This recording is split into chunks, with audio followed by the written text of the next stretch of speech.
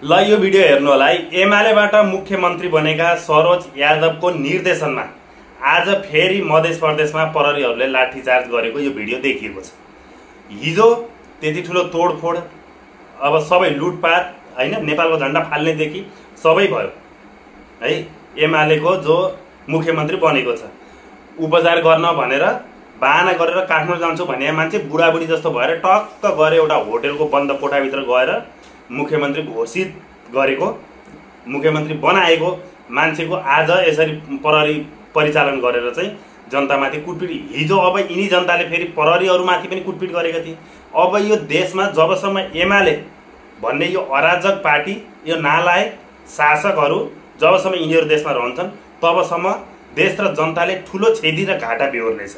यो कुरा प्रष्ट छ, देखिएको छ, लेखिएको छ है। किनभने यहाँ जसले जसको शक्ति त्यसैको भक्ति भएको छ। देशमा नीति नियम कानुन कारबाही केही छैन।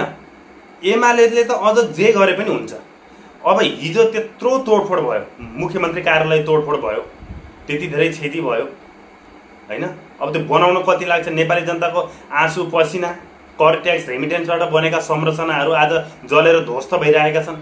त्यतातिर ध्यान छैन। अलिकति पनि उसलाई लोभ, अलिकति पनि उसलाई दुःख पीडा भएको छैन कि देशको संरचनाहरू जलिरहेको छ।